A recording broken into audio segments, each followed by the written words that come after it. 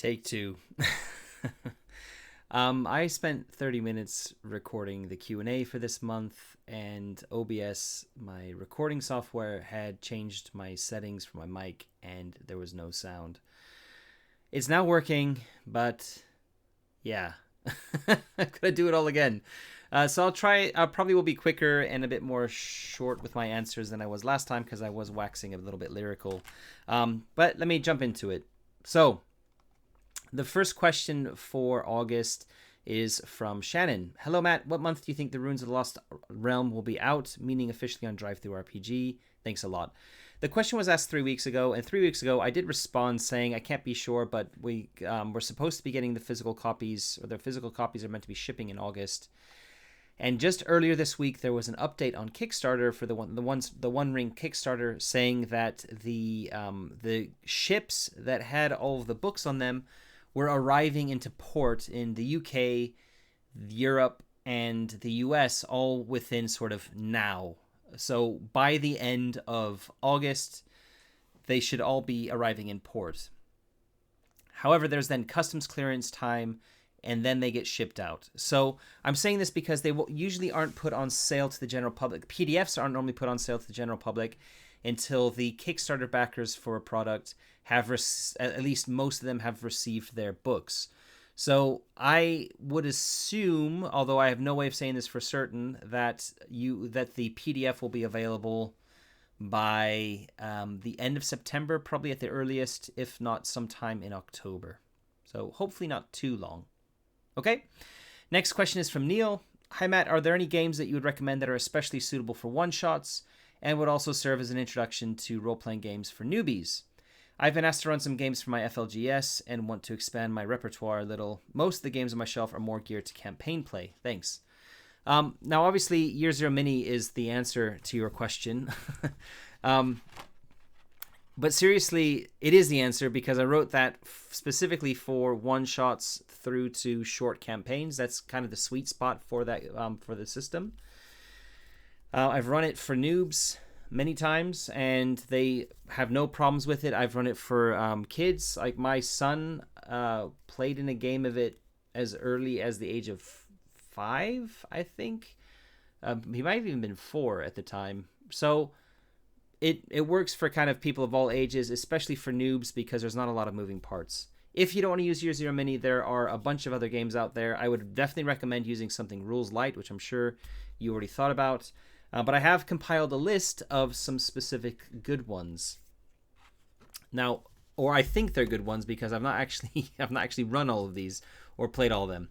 But anyway, let me go through the list. So if you don't want to run Year Zero Mini, but you want to do something generic, I highly recommend Risus, R-I-S-U-S.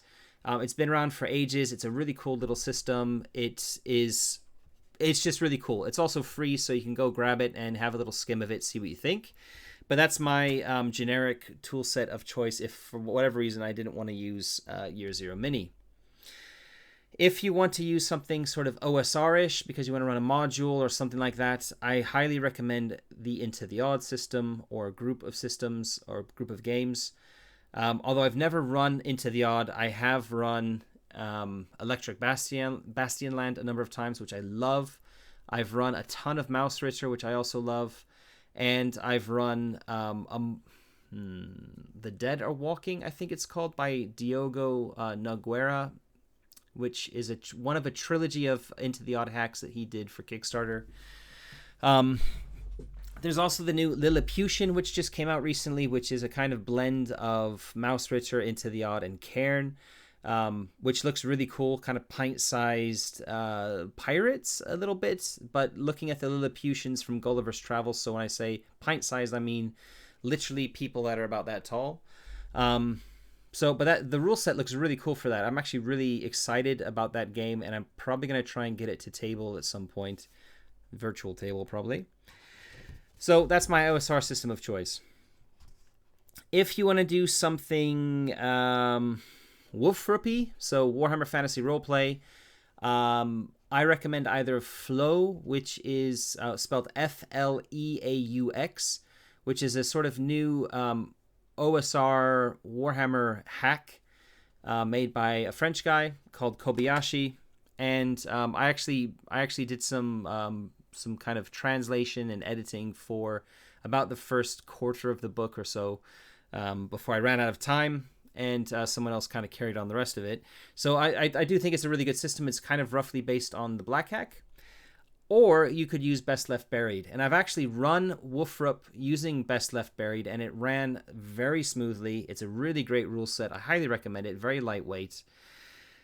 So yeah, Best Left Buried, or Flu, I think it's pronounced, if you want sort of a Woofrup-y sort of thing. And by the way, I used an adventure from the 4th edition starter set using Best Left Buried, and again, it ran perfectly, like no issues whatsoever. So that is a very solid choice.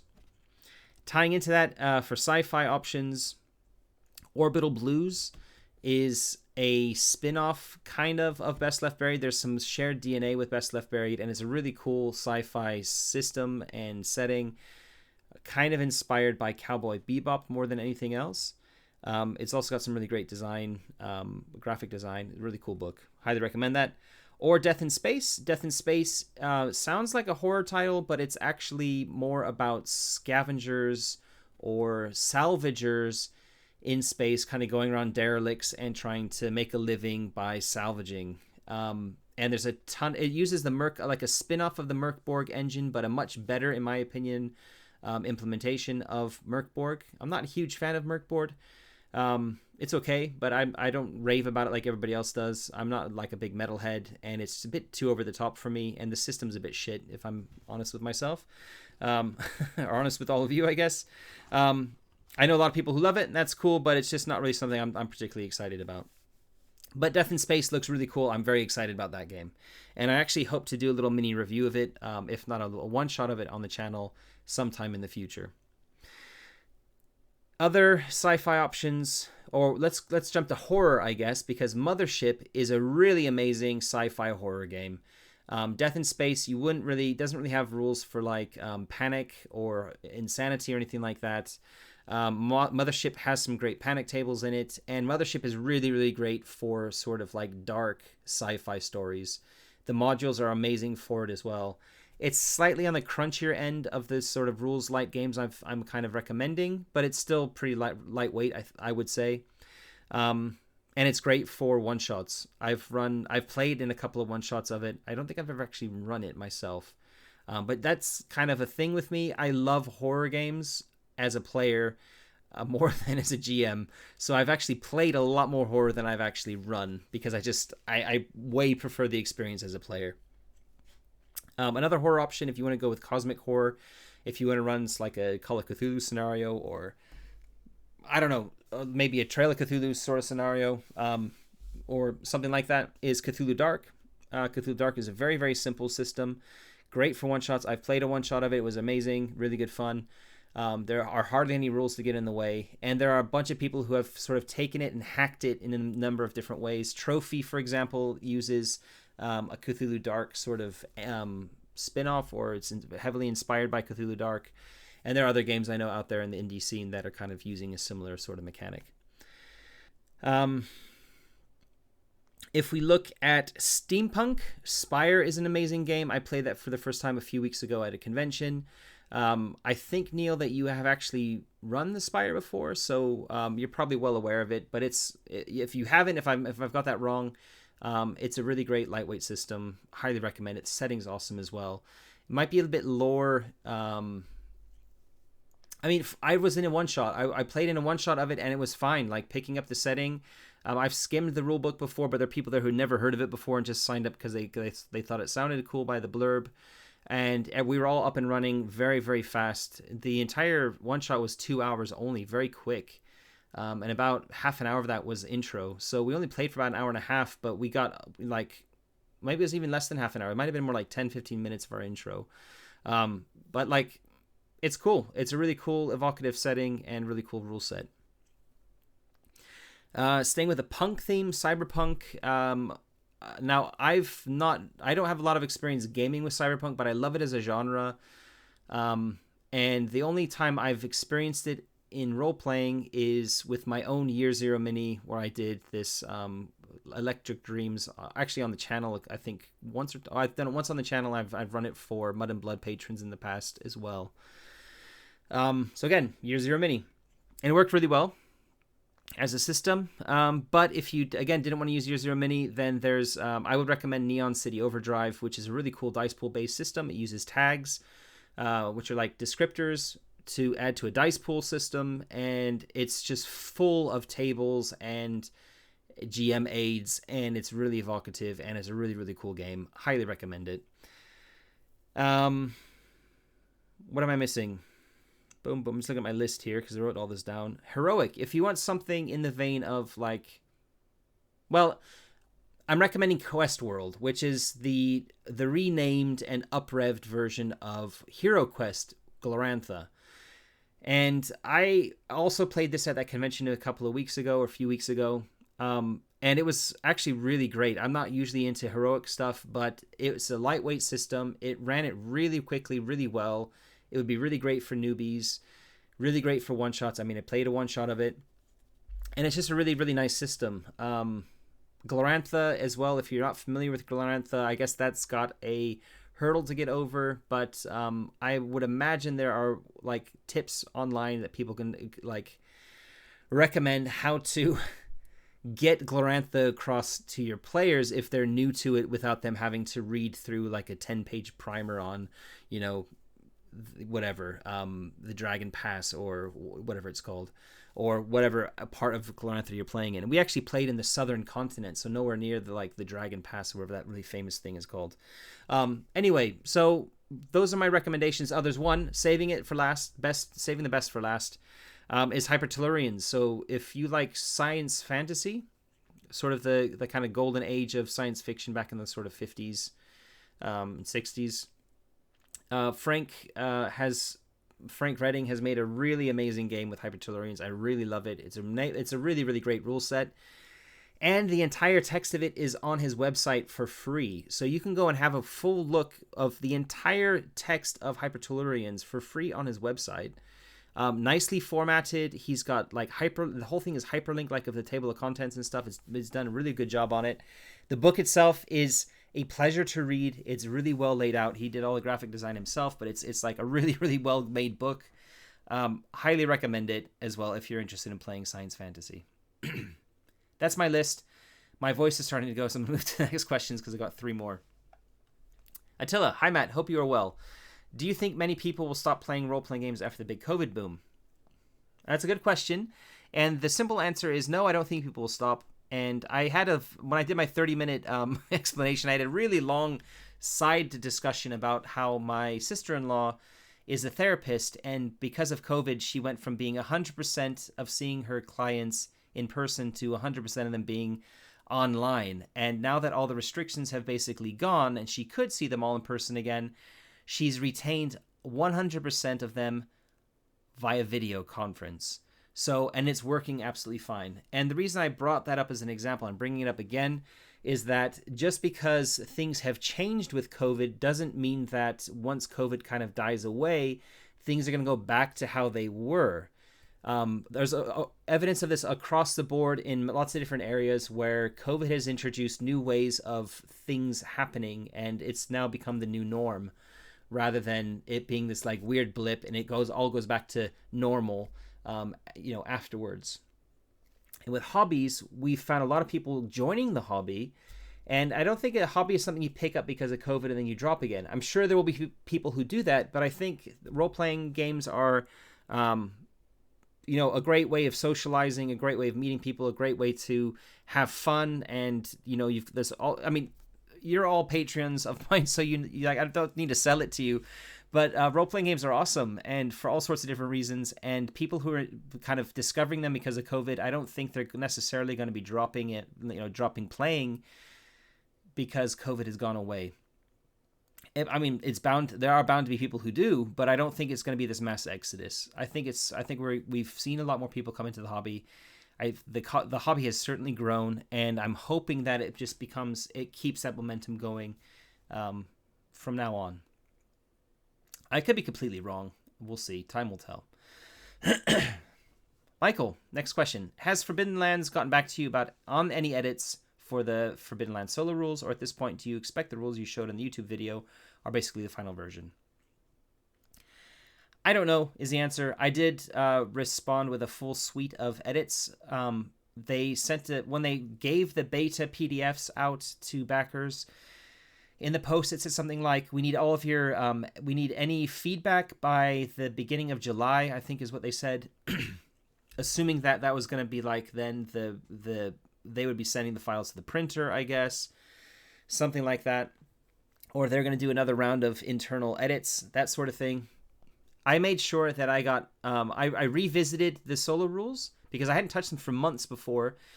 I had a lot of streamlining that I did. I implemented all the feedback that people had left on either Discord or the forum, the Free League forums, specifically for that chapter, my chapter, the solo chapter. Got them all in, did a full edit. I edited my manuscript that I sent to them originally, which went into the book in a way that like everything I changed was red text. So it was really easy to see what I changed from what was in the beta for them. I left comments on it because we use Google Docs with Free League. So I made it as simple as possible for them to find the edits that I'd made and to be able to implement them. Sent them off to them, that edit off to them, and got it to them by the end of June. So I got it in before their own internal July date. I have no idea whether they've seen that. I've had no response from them. I also had to leave gaps in there because I don't have access to the Blood March manuscript. I still don't have access to the Blood March manuscript. And the Blood March content kind of needs to be in the solo rules because we're referencing Bitter Reach as well, and they're kind of a tied product together. It'd be weird to have the solo rules come out and not have any Blood March content in it. So there are gaps I've left, like in the beta PDF where it's saying, Blood March content will go here, but I still couldn't put it in there. I did offer and say, if you can show me the manuscript, then I can get this content updated. But as of today, I still have not been, this is end of June when I kind of first said it, and we're now end of August, so 2 months later, I still have not been shown the manuscript for the Blood March PDF. I don't know. Maybe they'll send it to me. Maybe I don't know what's going on behind the scenes. It's a little bit chaotic, this project, because the lead on it did leave Free League. So that's why there have been some delays and stuff. I don't know. I can't really say. Yeah, I just really hope the edits that I sent to them make it in at least, regardless of the Blood March thing. Like I spent a lot of effort, and I busted my arse to get it in before the July date, and I really hope it makes it into the final thing. I would assume it would do, but Free League are extremely busy. We've just seen like since then, there's been like the Blade Runner launch, which has been pretty big, and a whole bunch of other stuff as well. So, yeah. I hope that kind of answers your question. I don't really know, but that's where we are. That's what I've done. I can't really do anything else. So all I can do is hope. And it's quite likely that there is a very high chance that Free League themselves will fill in the blanks for that Blood March content, that they won't actually ask me to do it. So that's a very strong possibility as well. So that's kind of what I'm hoping, because I haven't heard anything from them. I'm hoping they've got my edits, they've put it into their next edition, the print edition, I guess, and that they're updating it with the Blood March content themselves. My voice is really going. Thankfully, I'm on my last question. Thanks, Michael, by the way. Rogue Non Grata, dropping it from the Discord prompt, how do you handle failure with kiddo or equally an adult player who's new to role-playing games, i.e. whether the Florence Bird scenario you ran recently or even specific actions that the die determines don't work out in their favor? I had a really long response for this before. I can't really do that again because my voice is going. Long story short, telegraph what the stakes are. So let them know what's going to happen if they fail, and try and think of failing forward. So especially with kids, when they fail, you can't have it crush them.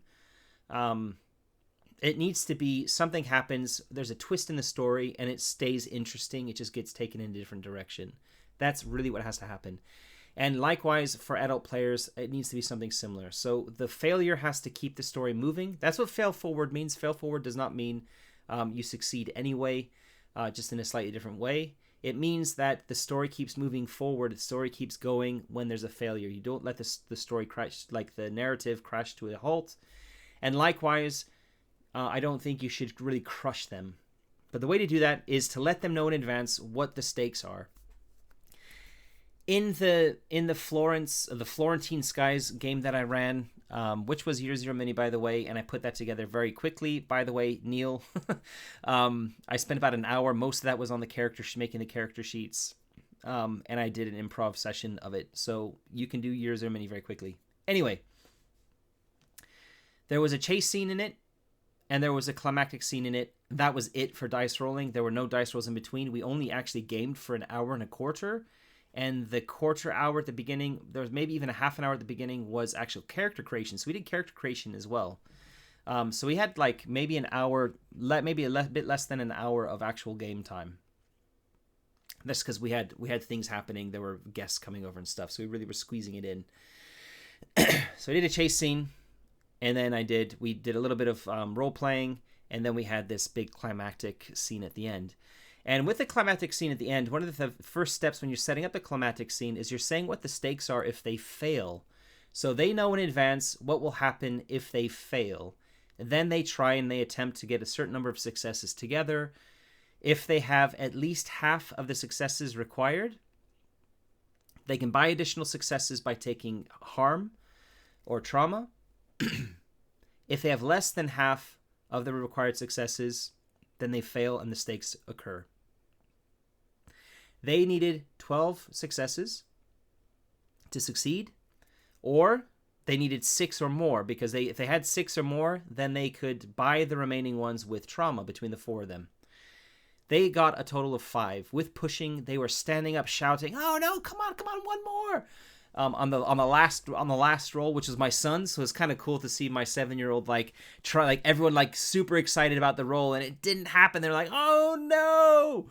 And then the stakes occurred, and that there was a failure which happened. They all got basically injured to within literally they were on death's door. They had to run away with their tail, their proverbial. Well, I guess they're birds, so they have tails. They're not really between their legs, but you know what I mean. Their proverbial bird tails between their bird claws.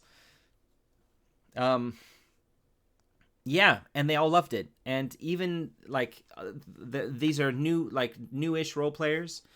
My wife and my sister-in-law have only role played once previously. That was with me doing another Year Zero Mini one shot in 2019, so 2.5 years ago, and that was their very first experience, and they've not done anything since. So really quite new to it still, I would suggest. But they're all really excited. In fact, they were also saying, I left it kind of thinking, well, this is a one-time thing. And I left it saying, well, if this was a campaign, you would now have been exiled from your home. You would have to find a new place to live. You'd have to find a way to kind of recover from your injuries, etc. And they started spitballing ideas for how to do this. After the game had finished, I was kind of like, okay, this is the failure. This is where we're ending it.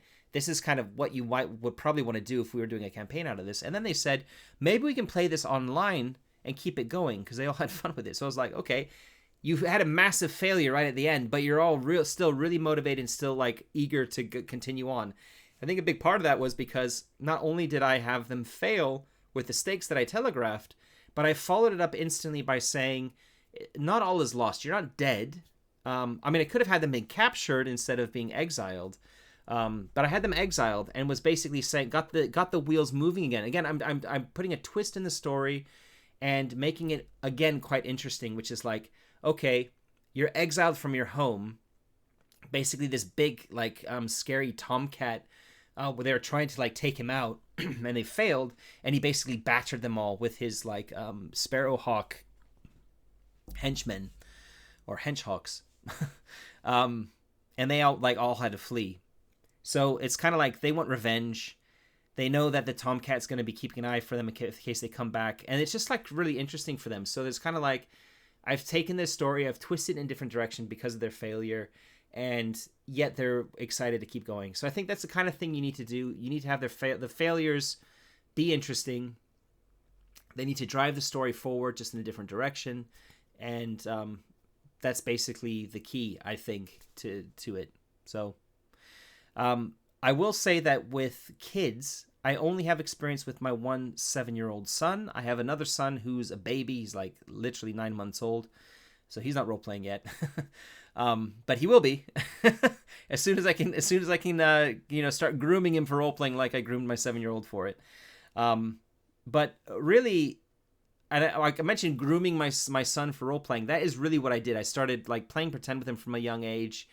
Got him trying to roll dice from a young age. Although he didn't like it too much. He prefers to play, kind of do improv, play pretend.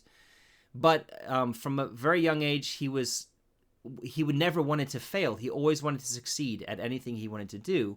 And when we weren't using dice, it was a little bit frustrating because the story isn't very interesting if you're succeeding everything you're trying to do. So I kind of talked to him about this, and it really clicked for him when he had a friend visiting him, and they were playing pretend. And I think they're playing like Star Wars, and they had ships. One of them was a TIE fighter, one was an X-Wing. And his friend, they were kind of flying around and shooting at each other.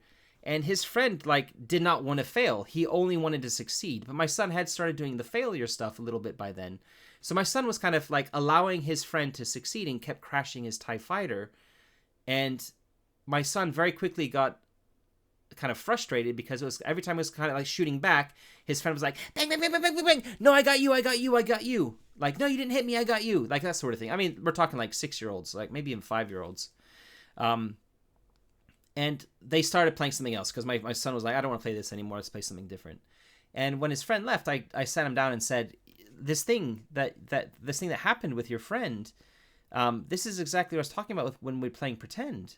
That, if you're just winning all the time, it's not fun for the other person, and it's like failing is basically can be quite fun, but it kind of everybody has to be kind of wants to play in the same way. And he was like, yeah, I know, Papa. And kind of like it was like he'd already learned that lesson. Kind of I didn't need to hammer it home, but I did anyway. So I kind of like I made sure that my son was aware of that because I've been role playing a long time. And I wanted my son to be like, I already saw the start of that, like before I kind of tried to address it, which was, kids often don't want to fail. They want to succeed. They want to seem to be competent, especially around adults. So it's really important, I think, to try and make it fun for them when they do fail. But I'm just saying all this because I don't have any other experience with role playing with kids at all. Like literally, I've played role playing games with my son and no other children. Ever. So I could be way off with that, but I think that's if I did have kids who were joining me for a game, like if some of his friends wanted to play, then that's how I would handle it. Because I'm like this one friend for sure. If he wanted to role play with us, he would not be cool with failing at all. So that would be like the big elephant in the room that I'd have to really try and address, and that's how I would do it myself. So, yeah, hopefully that's of some use. I wanted to keep this short, but I've gone almost for another 30 minutes again, so it is what it is. Thank you everyone very much for the questions, and the new post for September questions will be going up in September on the 3rd, so in about a week or so. And yeah, if you got any questions for me, drop them in that September post. All right, thanks so much, everyone, and catch you next time. Bye-bye.